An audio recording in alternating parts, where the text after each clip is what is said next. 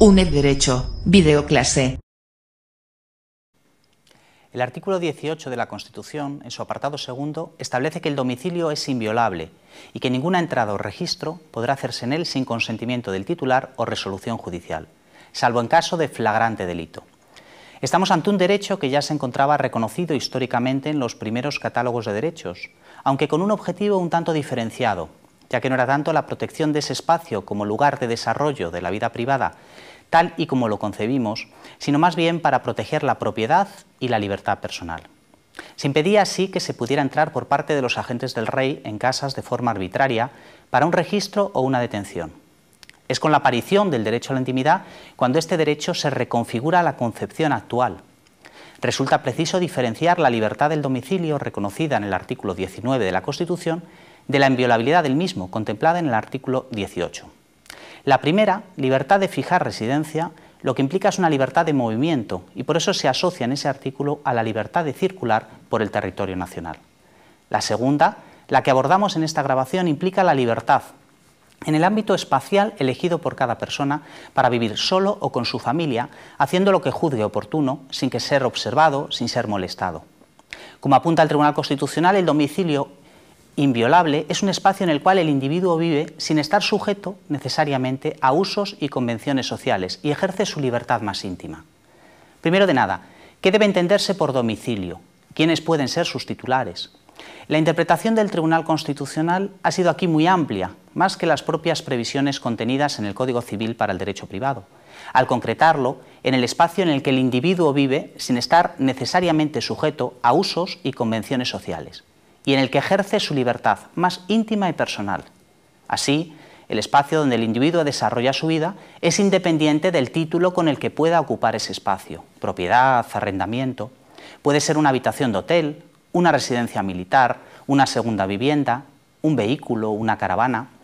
Hasta la sentencia 10/2002, que resolvió la cuestión de inconstitucionalidad contra el artículo 557 de la Ley de Enjuiciamiento Criminal, en la redacción dada por dicho texto normativo desde su aprobación en 1882, se establecía que las tabernas, casas de comidas, posadas y fondas no habían de reputarse como domicilio para los que se encontraran o residieran en ellas, accidental o temporalmente, siendo solo de taberneros, hosteleros, posaderos y fondistas que estuvieran a su frente y habitaran así con sus familias. Sí es domicilio la habitación del hotel, por tanto, las residencias militares, pero no es domicilio la celda, una cuestión que también se ha planteado ante el Tribunal Constitucional, que ha entendido que la celda es un espacio de intimidad, lógicamente, apto para desarrollar la vida privada, pero que no puede considerarse domicilio, porque no reúne las características de haber sido objeto de elección por su ocupante, ni la de configurarse como un espacio específico de exclusión de la actuación del poder público, sino que, por el contrario, el ingreso en prisión supone la inserción del ciudadano en un ámbito de intenso control público en el que no existe un domicilio en el sentido constitucional del término. Titulares son las personas físicas, sean nacionales o extranjeros, también las personas jurídicas, aunque en este caso, lógicamente, con diferente nivel de protección a las personas físicas, ya que no se produce esa estrecha vinculación con la intimidad personal, que sí se produciría en las personas físicas.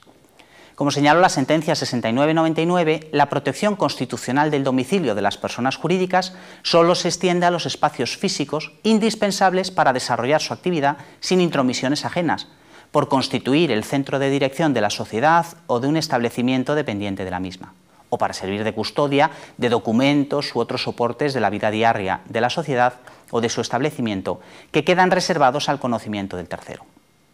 ¿Qué nos permite este derecho?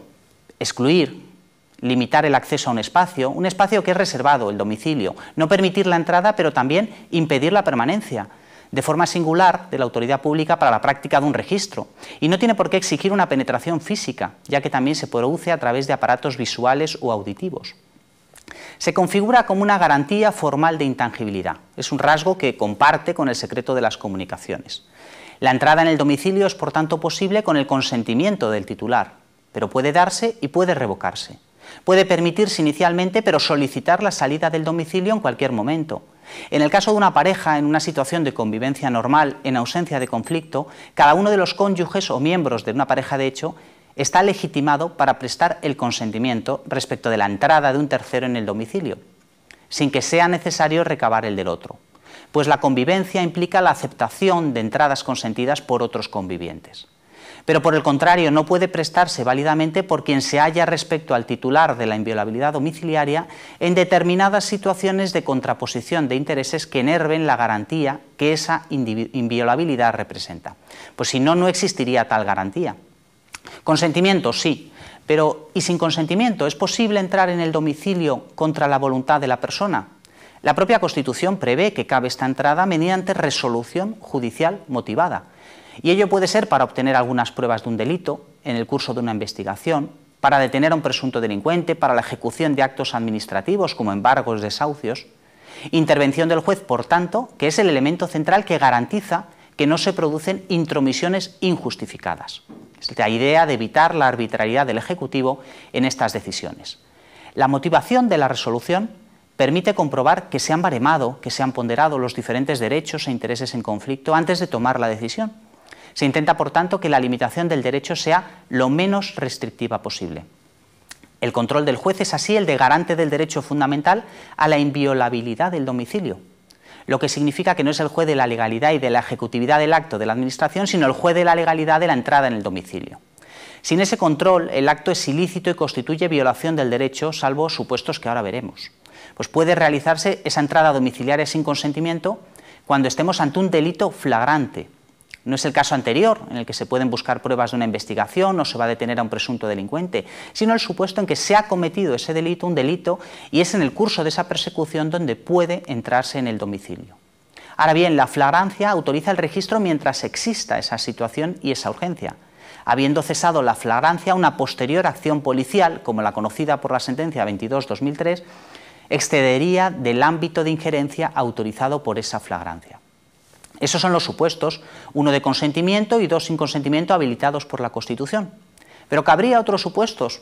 Así es, la Ley Orgánica 1/92 sobre protección de la seguridad ciudadana señala que en casos de extrema y urgente necesidad se podría entrar en un domicilio para evitar daños graves a personas y cosas. El Tribunal Constitucional lo admitió como caso de estado de necesidad en la conocida sentencia 341/93, que resolvió los recursos de inconstitucionalidad que se plantearon contra dicha ley. ¿Qué ocurriría con una prueba encontrada tras un registro domiciliario que se produjera fuera de los casos anteriores? Que no podría ser utilizada en el juicio, siendo invalidada. Junto a ello, y siguiendo avanzando en los puntos a abordar en este derecho, ¿es posible suspenderlo? También es así, la Constitución lo prevé de forma expresa, estableciendo que para los casos de estados de excepción y sitio, nunca declarados hasta el momento, afortunadamente, puede procederse a la entrada domiciliaria si resultare preciso para el esclarecimiento de hechos presuntamente delictivos o el mantenimiento del orden público. El procedimiento en este caso será la entrada en domicilio en presencia de su titular o de testigos, si no estuviera éste remitiéndose el acta del registro al juez competente. También en el caso de investigaciones de bandas armadas o elementos terroristas, en el caso de excepción o urgente necesidad. De igual forma que en el caso anterior debe darse cuenta inmediata al juez del registro.